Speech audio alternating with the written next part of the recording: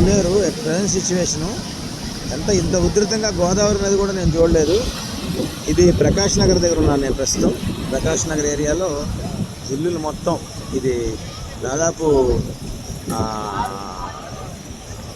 మన market area అన్నమాట ఇదంతా.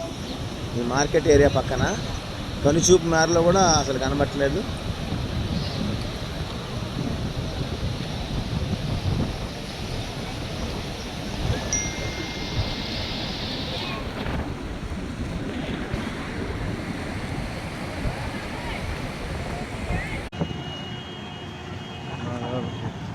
ప్రకాష్ నగర్